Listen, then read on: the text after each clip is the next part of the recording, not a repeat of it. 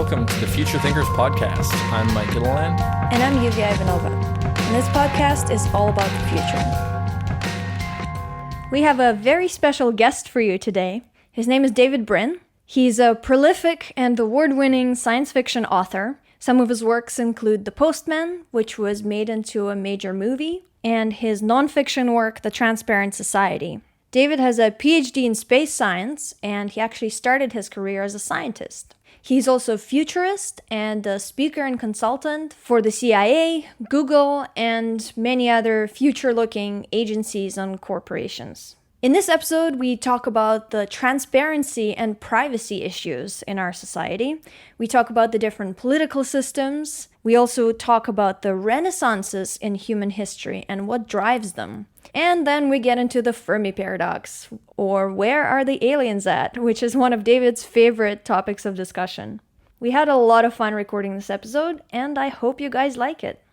Now you are visually more fuzzy. Also, your voice no longer sounds like you're about to announce that you're going to destroy all humans. Perfect. That's comforting. I'm hidden for now. Let us proceed. Okay. Well, what excites you right now? What are you interested in? I know you just released a new book recently, so maybe tell us about the book. My new book, which was released this week from Studio Digital, is called Insistence of Vision, and it's my third short story collection. It's pretty cohesive as far as theme is concerned. It's about exploring, obstacles that might stand in our way. But also I'm known as a bit of an optimist in that there's reason to believe that civilization and human beings can rise to meet challenges. I mean, look at us right now. We are talking across media that Tolkien depicted the Palantir globe in Lord of the Rings as being somewhat similar to the flat crystal that you have on your desktop, allowing lords and kings and wizards to see things far away and to converse with each other across great distances. We take ours for granted, maybe because it's flat instead of a globe, but I think the bigger reason is because everybody's got them, and we tend to take for granted things that everybody gets. But isn't that better? My third short story collection is Insistence of Vision. It just came out, and it's got explorations of concepts, for instance, bioengineering, all the way to, is reality a simulation? Are we living in a simulation, in someone else's game? I just posted today a blog posting, because I do a fair amount of that, especially when things get political, about the whole notion of cop cams, whether or not the police would be wearing devices that record their interactions with the public, and our own right to record them back with our own devices.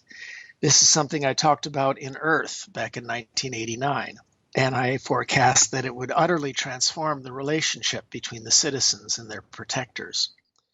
In my nonfiction book, The Transparent Society, Will Technology Make Us Choose Between Freedom and Privacy?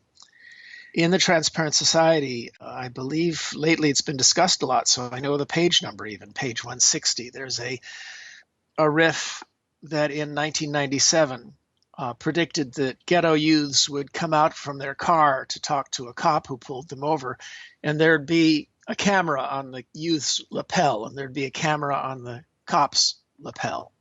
Well, what would be the effects of this? Over the long run, it would be to eliminate a lot of bad cops. It would be to make the good cops' jobs easier by making convictions a lot easier when they recorded something that's definitely bad. A decrease in the hidden breaking of civil liberties that we've seen for so long. One of the things that disappoints me about the Black Lives Matter movement is that they aren't out there shouting, in addition to justice and all these other things they're shouting, they should be shouting, give us more tech. Because it's technology that has made the big difference now in them finally being believed in the stories that they've been telling of injustice all these years. And so this posting was about how in this fight for the right of citizens to record their interaction with power, 2013 was the best year for civil liberties in America in a generation. And the news media is so addicted to gloom that they didn't even cover it. But that's the year we got this right to look back at power with our cell phone cameras. Well, that right is under attack now in Philadelphia. And the lawyers are completely misunderstanding the argument they should be using. They're making it a First Amendment matter, the freedom of speech. It's not about that. It's about the Sixth Amendment, which is the citizen's right to aggressively demand and offer proof of innocence. It doesn't just say the citizen has a right, but the citizen may demand. And I think the Sixth is underappreciated. So you asked me what I've done lately. I've been done a blog. I've been doing some science. I've been consulting with various agencies back in DC that are concerned about the future. And I have a new book. I think the idea of transparency versus privacy actually is very fascinating. And you've talked about it in your Reddit AMA a little bit, that a lot of people want privacy for themselves, but they want transparency for everyone else. Well, this is very natural human nature. When light is shining on you, you feel that it's invasive. When light is shining on your opponents, well, that's what they deserve. We need that in order to hold them accountable. The genius of our Enlightenment civilization of the last 200 years has been we have a diamond-shaped social structure with a well-off and empowered middle class that's unafraid of the rich and outnumbers the poor. Is this perfect? No, in fact, it's decaying right now. But that's what you expect. Every generation, the mighty, various types of elites will try to change this diamond-shaped social structure back into the feudal pyramid of inherited oligarchy at the top, lording it over ignorant peasants. And the top priority of the oligarchy, the feudal oligarchy, was to keep the peasants ignorant. This was 6,000 years. This was 99% of human cultures. And we managed to escape to some degree across the last 200 years. And it's been a struggle, not just to prevent it turning back into a pyramid, but to make it more diamond-like and to expand our horizons outward. Horizons of inclusion, so we stop wasting talent. That's the pragmatic reason for civil rights and human rights, is to stop wasting talent just because it happens to be in the body of a woman or the body of a person whose flesh is of different color than yours. Most of the good human rights morality is easily defendable, not in moral terms, but in pragmatic terms, because we can't afford to waste talent. The thing that's enabled us to do all these things is an innovation that let us get past 6,000 years of these pyramids, and that's called reciprocal accountability. I don't want to be held accountable, but you won't let me avoid accountability for the bad things I do. I don't want you to escape accountability, so I'm going to shine light of accountability on you.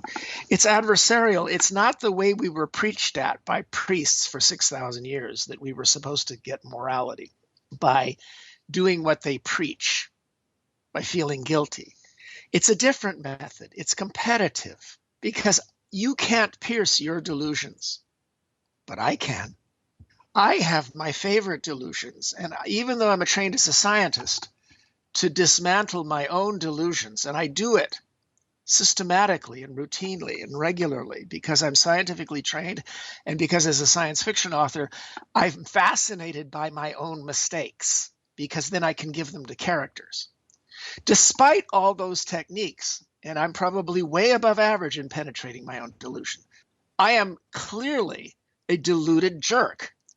I am clearly in love with my favorite delusions, including the delusion that by proclaiming I'm deluded, that I somehow get a pass, you see, because I'm so honest and I'm proclaiming that I'm deluded. I delude myself into thinking that this means I'm wiser, you see.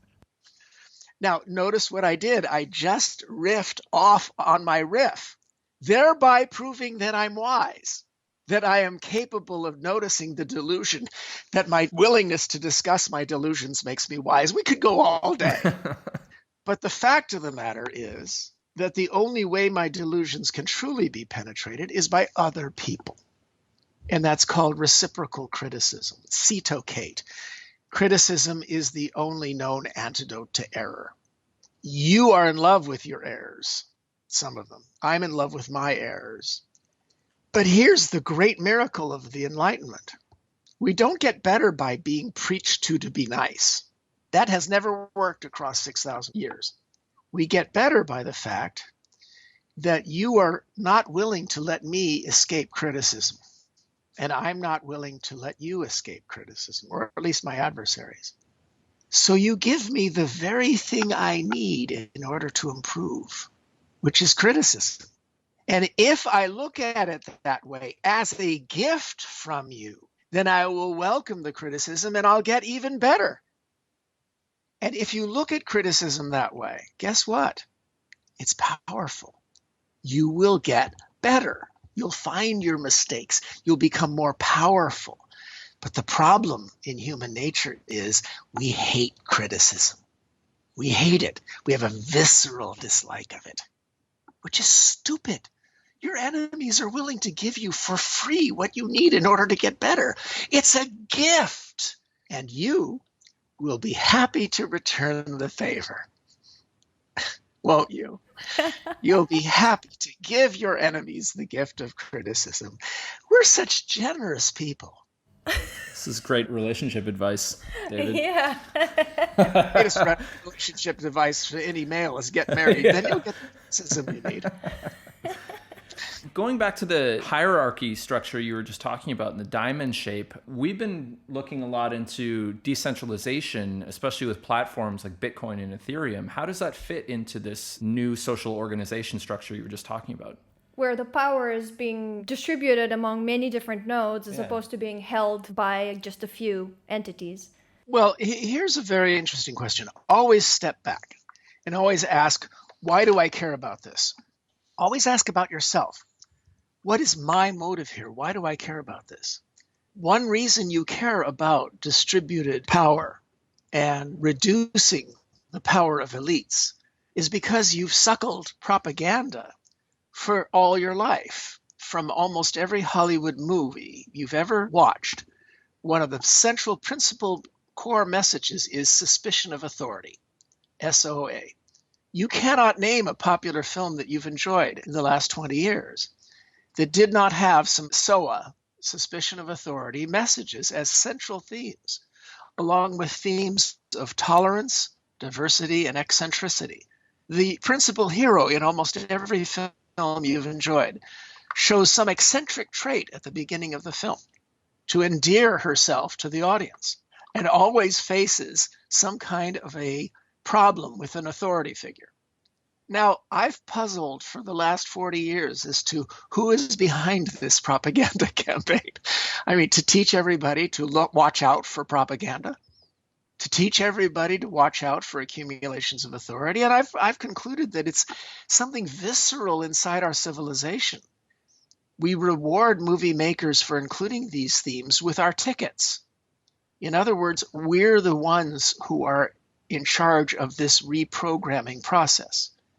Now, there are a couple of really bad messages in Hollywood films as well. One is no institution can ever be trusted, even though if you were in danger, you would dial 911 and demand skilled professionals come to your aid. Those skilled professionals never come to the hero's aid in the movies. Why? Because that would be a buzzkill for drama. So the movies always show institutions failing. Unless the villains are as badass as the Jokers or an Independence Day, then the government is allowed to be okay.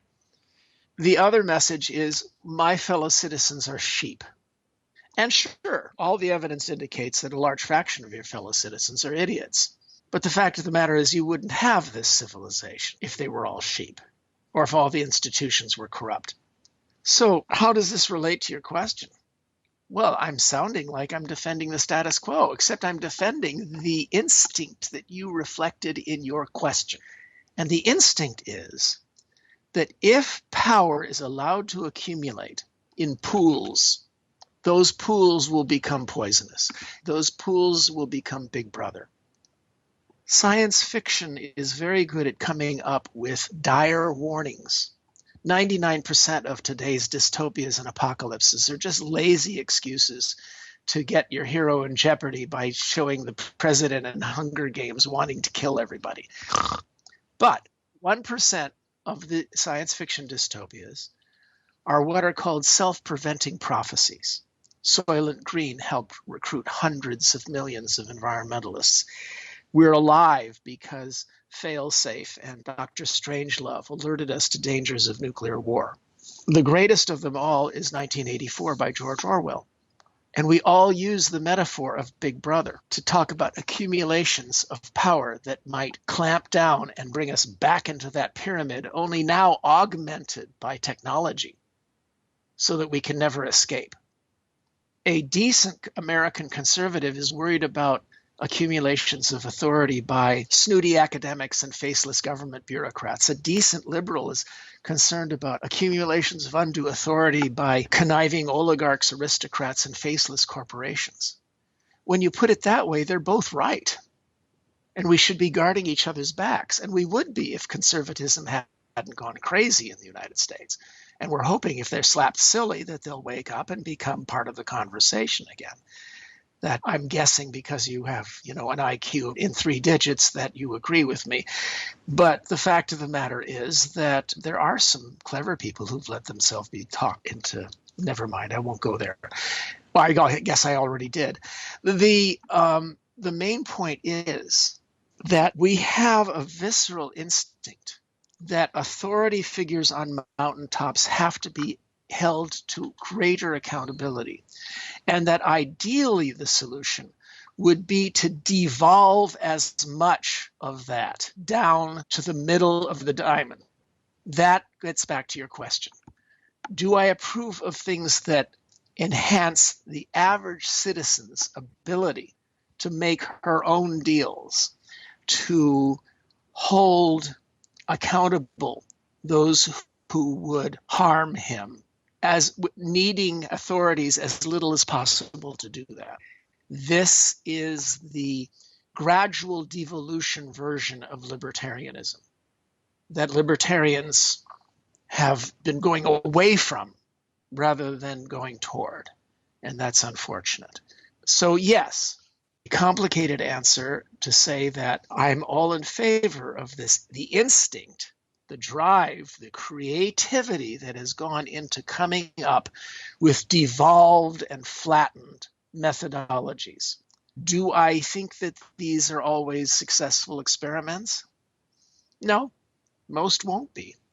I think we're starting to see some of the reasons to believe that, for instance, the transcendentalist faith in Bitcoin may have been misplaced. You touched on one thing that I wanted to ask you about, the role of science fiction, not only being a warning for the kinds of trouble that we might get ourselves into, but also being a plausible idea for what the world could be like. And I think a lot of the popular science fictions that we've had in the past have come to be true, and not by predicting the future, but by people seeing the science fiction as an inspiration to create the kind of future that we're living in now. A lot of technologists and scientists credit science fiction with inspiring them. I get nice mail about that fairly frequently. My fans keep a wiki tracking my predictions, especially regarding that one novel, Earth. I must have been picking up radio stations in my fillings. Weird levels of anomalous prediction. I tried to repeat that magic in my most recent novel called Existence. And people can watch a 3-minute video trailer for Existence with fantastic art by Patrick Farley. The most fun you'll have in 3 minutes with your clothes on. The main point is we don't actually try to predict the future. And preventing bad futures is more important than holding up the allure of good ones. Because we're charging into the future, we need to be poking our sticks into the path that we're about to run across so we can find the snake pits, the landmines, the quicksand. Otherwise, progress will be the way Michael Crichton depicted it in all of his stories, where he basically despised progress because he assumed it would always be done unwisely and in secret. All of his plots are based on secrecy, which is why I wrote The Transparent Society. When science proceeds in the open, it tends to make a lot fewer mistakes. But your question had to do with a rare type of science fiction, and that is optimistic. And there's a reason why there's so little optimistic science fiction. One hand, you can count the really relentlessly optimistic ones, and there's Star Trek, Stargate, Babylon 5, not many others, that take an optimistic view of how we might, in fits and starts, and with a lot of errors, move toward a civilization that our grandchildren would be proud to live in, and in which they would look back on us and say, thanks for having worked so hard in your crude, only 3-digit IQ ways to build a civilization that was able to build a civilization that was able to build us. That's what I'm hoping, if this is a simulation right now, that they're watching and they're saying, these 3 people, those 2 bright young interviewers, they later went on to do great things and help make us. And this was one of the moments when their 3-digit IQs were amused by some antediluvian troglodytic old fart. That's the best I can hope for. Tomorrow you'll hear I got hit by a bus.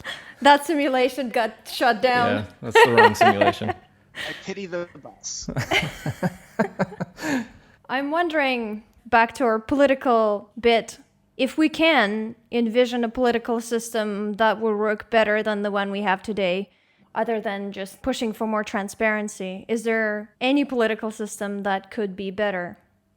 Well, I'm all in favor of theorizing. I do it in my novels. I do it to some degree in the Transparent Society, but I think that it's terribly important. You remember I said earlier to step back and look at your own motivations and where they come from? I think it's also terribly important to step back and look at history. You'll notice I've used the phrase 6,000 years quite a bit, because if you step back and you look at history and this dismal pattern of pyramidal social structures where the rulers fetishistically repress talent and utterly repress the criticism that would have enabled them to rule better, then you have to admit that for all of its flaws, what we've got is pretty damn good. Now, right now, we are deeply worried about losing what we've got. The incredible levels of freedom we have, the safety of you sitting there knowing that you can express opinions, and the worst that can happen is some political correct bully or some right-wing bully might spit on you tomorrow and you'd have them arrested. And that's about it. We're scared of losing it. I'm scared of losing it because the odds have always been against us, and deep Darwinistic drives push powerful people to take our diamond-shaped social structure and pound it back into a pyramid. And that's happening right now. It's happening right now. My parents in the greatest generation fought World War II, the Depression, all that stuff. Their favorite living human being was Franklin Delano Roosevelt, who reset the social contract so that it would become more like a diamond. Well, it's becoming more like a pyramid now. But are we lesser beings than those, my parents in the greatest generation, your grandparents? We could do it. No, the question is, do you have the morale to do it? And you're not going to have the morale to do it unless you have the gratitude to recognize that it has been done before. And if you recognize that it has been done before, that the diamond was reset and recreated under Roosevelt, that every decade since then we have expanded tolerance and diversity, and the power of individual citizens to make alliances with each other independent of powerful entities, then you're in no position to be able to talk about how to improve it. Sure, there are theories. I despair my libertarian and my left-wing friends with their incredible cloudy, airy-fairy, proto-anarchist theories about how everything will be better if we just tear down this system. Sorry, there's a word for that, and it's ingrates. And ingratitude is one of the lowest of human traits. To benefit daily, hourly, minute by minute from this miracle that we've created, this enlightenment, which has kept getting better and enabled us, the only time science fiction ever thrived. Can it be improved? Duh. Is it in danger? Is what we've got, let alone improved, in danger? Duh. Is it going to be improved or saved by declaring everything that got us here to be corrupt? I'm skeptical. And maybe it's because I do believe that ingratitude is one of the lowest of human traits. I mean, look behind me. I have a lovely home. It was paid for thanks to sci-fi fans. And I'm going to keep telling them that we can move forward incrementally, aggressively, militantly. But 2013 was the best year for civil liberties in America in a generation. And it's the media that refuses to even tell us such news. So what kind of conversations do you think are productive and counterproductive here? Because we've already started with some interesting counterpoints to thoughts about decentralization here. So if you're watching your Twitter feed or watching the news, what kind of conversations do you think are just not helping at all? Well, you have extrema. My blog is called Contrary Brin, and it is my homage to my civilization that I'm willing to poke at everybody. And I feel that I'm mostly safe.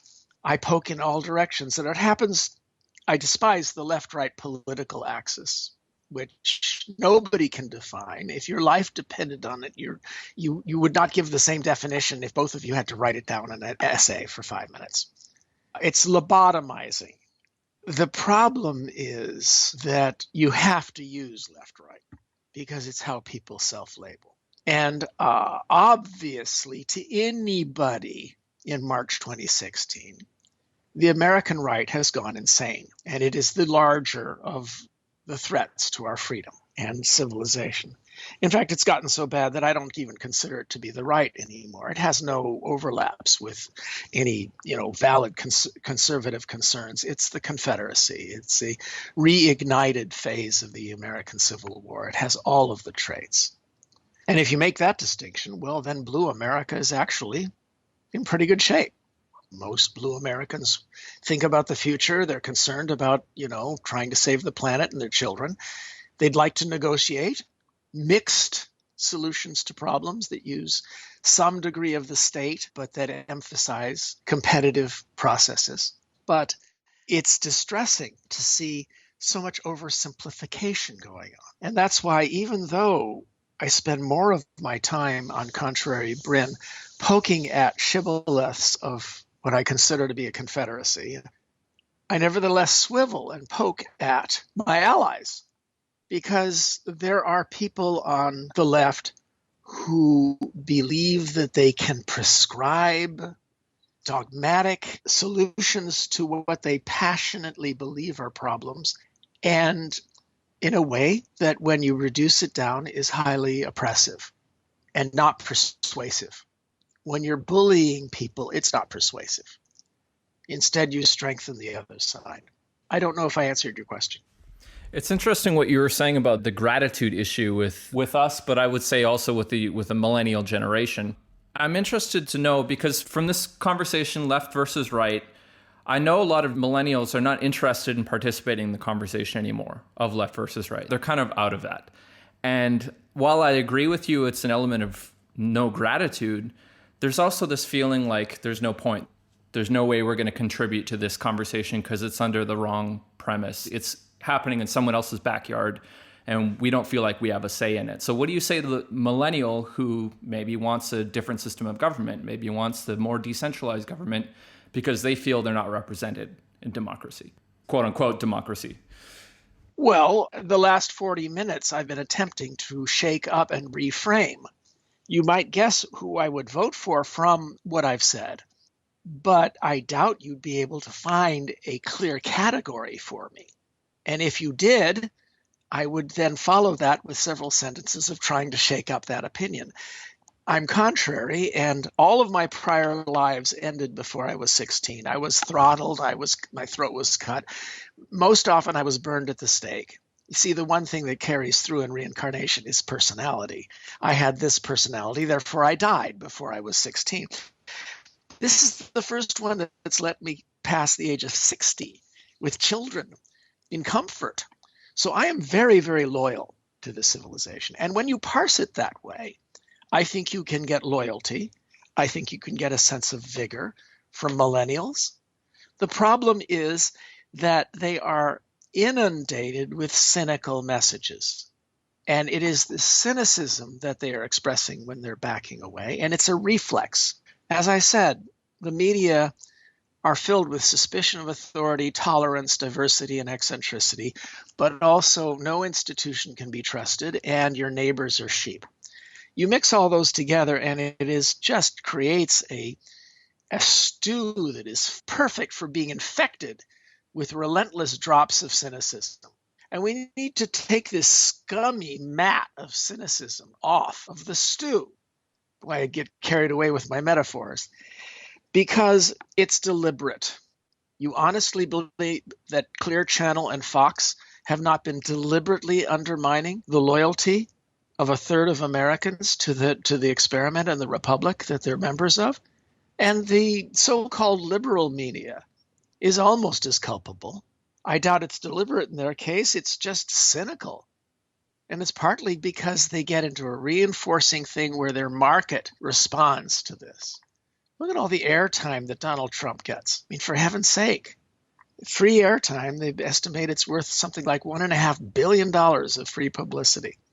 We can decide to be members of a civilization that's been very good to us. And yes, your individual vote doesn't count that much. Unless you decide, well, I liked Bernie, Hillary's the nominee, I guess I'll vote for her if my vote counts in this state. But you know what I'm going to do? I'm going to find a local state assembly race where the current occupant is a troglodyte boor, and I'm going to try to help his opponent. Well, your vote counts more there. Your activism counts more there.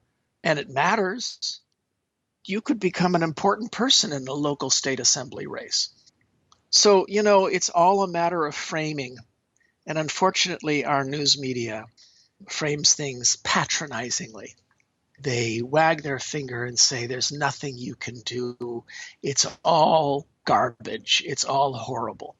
This while you're sitting amid the most glorious civilization the world has ever seen, with a full refrigerator, all the electricity you want, and ability to use a Palantir, flat Palantir, to talk to anybody you want all over the planet. And you use that time to moan. To whimper and whine. Sorry, this old troglodyte boomer has very little sympathy for that. At least we were out in the streets. Let me then riff off that and reverse it by saying that you guys are just nicer than us. The generational common trait of boomers, baby boomers, is self-righteous sanctimony. Oh, we're so good at it.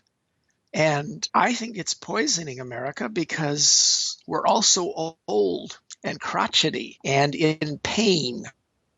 Well, not this 65-year-old, but maybe next year, maybe in 20, 40 years. And indignation is our talent. Here's a clue. Don't be like us.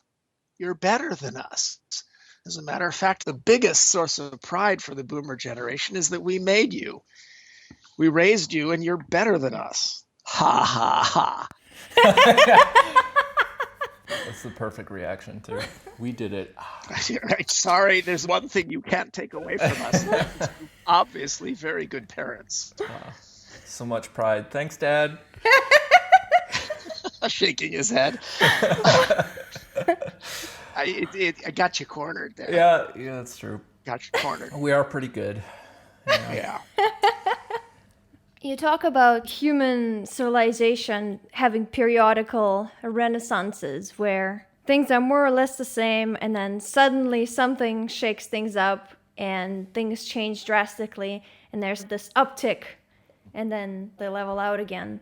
What do you think could be our next renaissance? Things are changing so fast right now, it seems like tomorrow is going to be drastically different. Well, we're in it. We're in a renaissance. Some people have given it a name called the singularity. The arguments are over whether it's a soft singularity or a hard one, a big one or a moderate one. But there's no question that we're in one. And this is the sign of a renaissance. Sure, we're in one, and which makes it all the more depressing that so many people are filled with gloom. Now, worry is a different matter. Worry is where you try to poke at the quicksand that might be right in front of your feet as we're charging forward. And to be able to continue the dance that we've had of noticing and leaping over the quicksand, dodging the landmines. I was scheduled with all the males of my generation to die in a conventional World War III in the 1970s. It didn't happen because of St. Bomb, because the bomb by spy satellites and some other technologies saved us from that war so that we could build the world. Now, that's a very unconventional view, to make the bomb the hero. But then again, that's what I am. I'm contrarian. I'm also grateful. Whatever it was that enabled us to grow up, barring some of my friends who were lost in Vietnam, and a lot of nasty things have happened over the last 60 years, but they're nastier on a smaller scale per capita. Read Steven Pinker's book, The Better Angels of Our Nature, and you'll see it proved how much things have gotten better. Then read Jared Diamond's book, Collapse, to see how we're teetering on the edge of another, falling like the Aztecs did, like the Romans did. Then turn around and get Peter Diamandis' book, Abundance, about how we might get so godlike rich that we could turn the planet into a garden. The only way of dealing with this is not to let yourself get trapped into one, usually cynical perspective. Sure, you'll have more friends because you'll be able to isolate yourself in echo chambers of like-minded people. I predicted this in 1989 in Earth. People in echo chambers eventually becoming so radicalized and so hateful of the people who don't share their incantations that it becomes Nuremberg rallies. And that's what's happened in America. I'm sorry. It's very strange for me, a contrary curmudgeon, to have to be in the position of being the cloud cuckoo optimist. But I am because I'm contrary.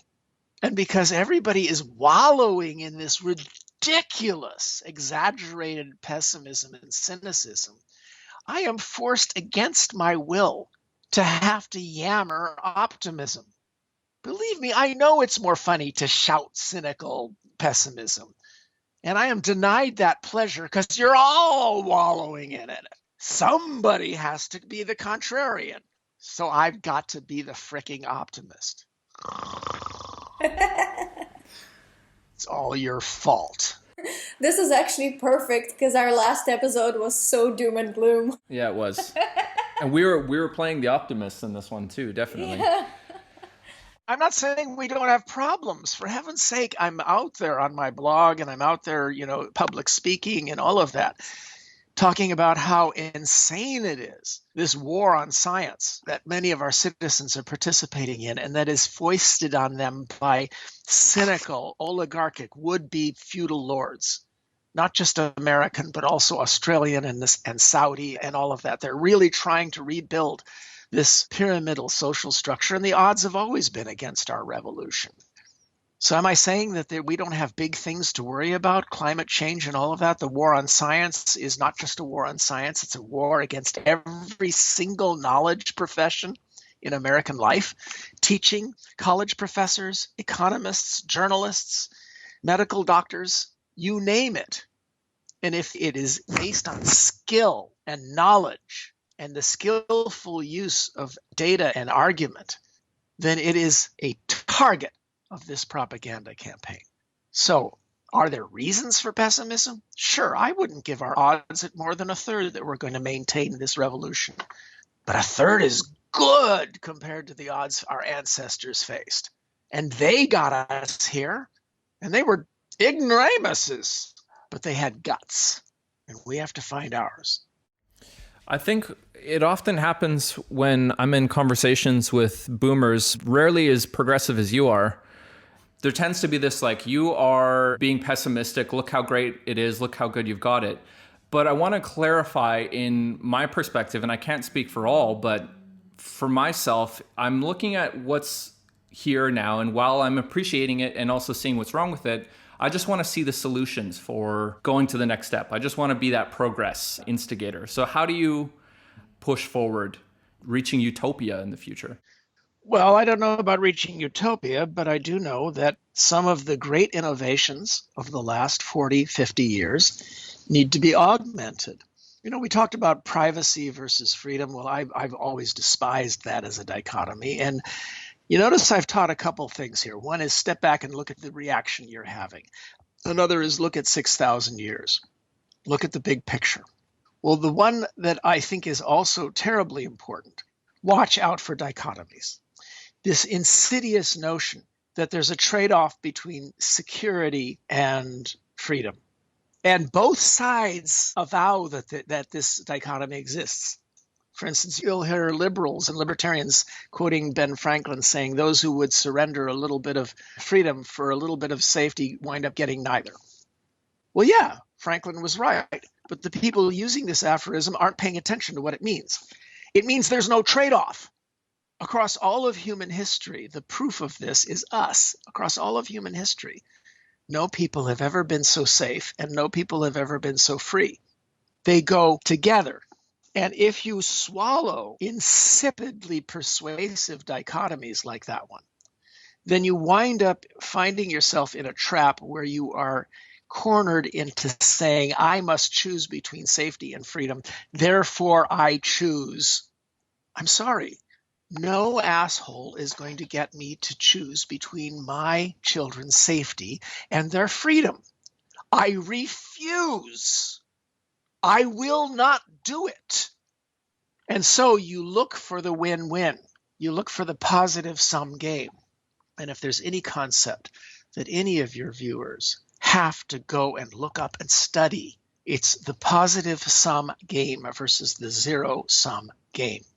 And so much of our self-righteous sanctimony today is about buying into zero-sum or even negative-sum games, that we must have these trade-offs, and therefore I must sanctimoniously support this value against this one.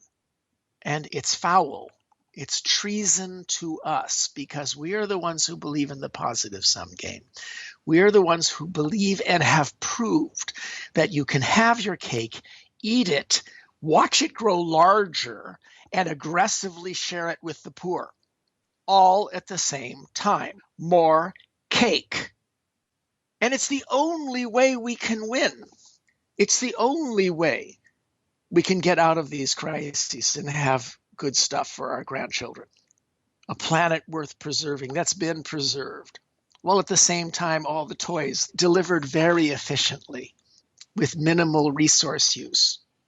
Either you're planning for a win-win situation, or no matter where you are on whatever stupid lobotomizing left-right political axis you want to place yourself, you're an enemy of Star Trek. You're an enemy of the future if you buy into these zero-sum games.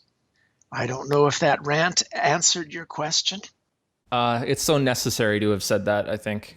And I interpret it a few ways too. I watch what's happening in the Twitter conversations and what's happening online, and it seems that people are focusing on what they don't want solely, and focusing on how the other party is wrong, how they're right, and how there's only the two options and I'm on the right side. Do they ever persuade anybody? No, it's just a constant argument, a flame war. The word negotiation. We no longer negotiate.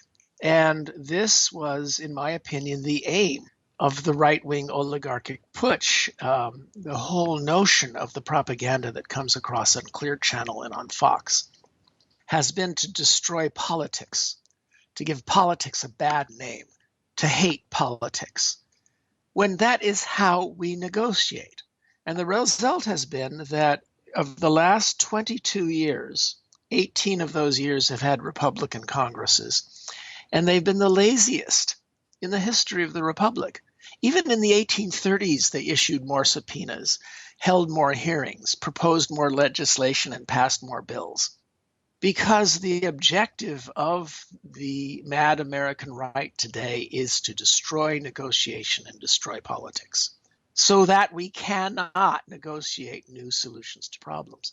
And unfortunately, this attitude is infecting the left as well.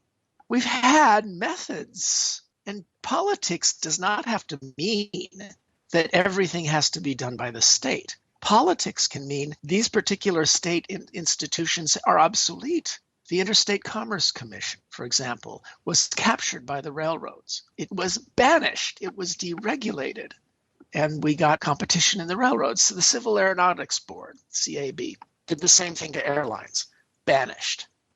GPS was a federal institution, liberated and given to the world. AT&T was broken up. The internet was given to the world in the most amazing jujitsu move any civilization ever did. And these were all done by politics. I know the guy who wrote the bill that Al Gore introduced that unleashed the internet upon the world. What science fiction author would ever have imagined such a bill would be passed by snooty, bribed, corrupt public legislatures? But it was. By the way, all of those deregulations were done by Democrats, totally belying the image that Democrats are always the regulators and Republicans the deregulators. I've defied my Republican friends to find one thing they ever deregulated, except banking and Wall Street and insurance. Those they deregulated. I don't have to say any more about that. And I got kind of overly political there. Sorry about that. If you libertarians out there want to be poked at, I can poke at you too. Please do. I've spoken at a number of libertarian events. I'm the only science fiction author who's ever keynoted a libertarian national convention. And I always poke at them because they should have as their icon Adam Smith. And they should be talking about how to get competition.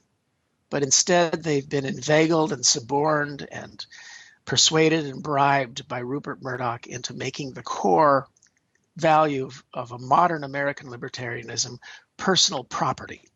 Defense of property above all else.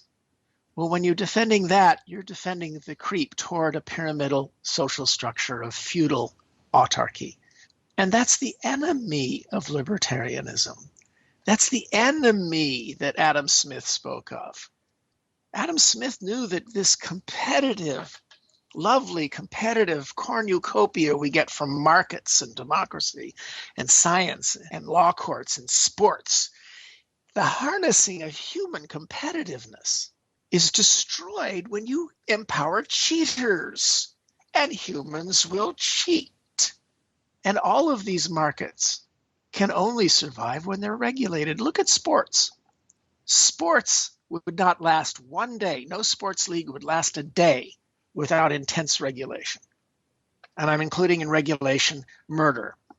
If you took away the regulations from a sports league for one day, the deaths, the cheating, and the value of the system to the team owners would vanish because the public would be revolted and walk away. So for pragmatic reasons, sports are regulated. And that's the case in democracy, science, courts, sports, markets. We've achieved this miracle through regulated competition. And the left yammers at us that competition is a bad word, and the right yammers at us that regulated is a bad word. Yes, regulation can be bad. Regulation can go bad. So use politics to get rid of the bad ones. Excuse me. Dogmas. So you asked me to give a little rant. I'll give this to the libertarians. They love argument, and they keep inviting me back. Now that is worthy of respect. This may be a simple question, but where do you feel that libertarians and their following of Ayn Rand go off the rails? Well, Ayn Rand is a screeching dogmatic harpy, but she did a good job of creating solipsistic fantasies of lordship for ineffectual betas who could not possibly survive in the world that she describes. I have eviscerated Ayn Rand in a number of essays that people can look up online. And she's been a tragedy to libertarianism, because libertarianism should be about the thing that she demolishes in her books, which is legitimate, fair, flat, open, creative competition. She claims to be in favor of competition, but every single logical element of every single thing she says leads us back to feudalism, because her lordly winners, geniuses in her books, are busy doing exactly that. They're creating a pyramidal structure in which their heirs will inherit without having delivered any of the goods and services that she says justify the lordship of her characters. And as proof of this, she knew that this was the logical situation. And that's why you get the incredible screaming, smoking gun about Ayn Rand. And that is that none of her characters, none of the heroes, at any level in any of her books, ever procreates.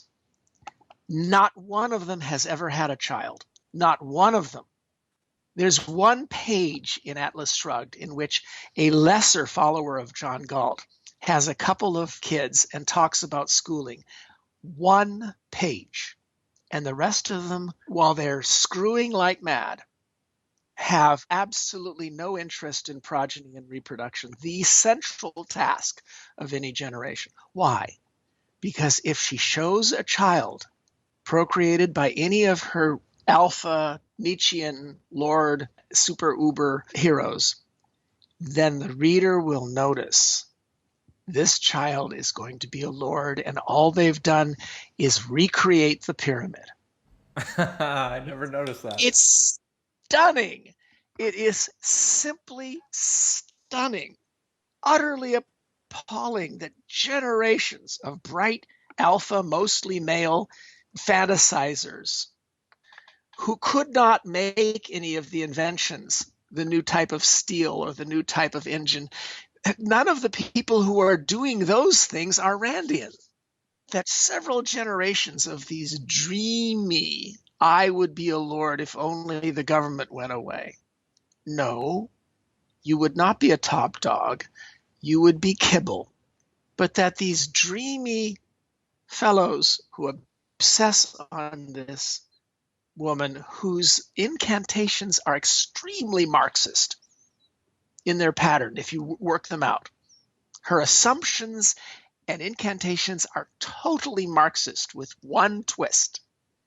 None of them have noticed that none of her characters ever do the most core and essential human thing. And yet she proclaims that hers is the philosophy that is life-oriented. I didn't mean to get in a rant about Ayn Rand. There are people right now starting to look up Ted Kaczynski's methods in order to get at me. Don't do that, okay, guys? I'm just poking at you. It's what I do. I poke at liberals too. I like your rants. I think it's important to poke at everything. Well, then you are my children. Go out forth and prosper and make a spectacular civilization while irritating the hell out of any dogmatist, because that's not how we're going to make Star Trek. Do you want to venture for a little while into non-political areas, Euvie? I know you do, because I've seen your notes. Okay. Aliens. All right, you got me. Are we alone? And if not, where are all the aliens at? Well, I explore a number of possibilities. The notion of the alien has been central to my creative life all my life. I'm an astrophysicist. I'm engaged in the search for extraterrestrial intelligence, which is having a lot of debates these days over whether or not humanity should be beaming METI messages to extraterrestrials. There's a lot of fuss about that. I have some postings online about that. Look up David Brin and METI, M-E-T-I. But the big context of it all is what's called the Fermi Paradox, and that is the notion, where is everybody? Which Enrico Fermi asked around 1950. It looks as if the factors of the Drake equation, and I trust your audience to either know what that is or look it up quickly, they seem to suggest there ought to be a lot of intelligent life out there. I mean, there was issues and questions over whether or not there were abundant planets. Well, 20 years ago, we knew of no planets outside our solar system. Now we know of thousands. You live in such an era. You live in an era when for pennies out of your pocket, excuse me, Brin rant, pennies out of pocket and taxes, you made a cheap space probe called Kepler, and you discovered thousands of planets out there. Majestic, incredible, different, weird. You did this and you're a cynic? Last year, 2015, was the best year for human expansion and exploration into space in the history of our species, vastly exceeding the 1960s. And did the news media cover that fact? I mean, do you want to know the anthem of my generation?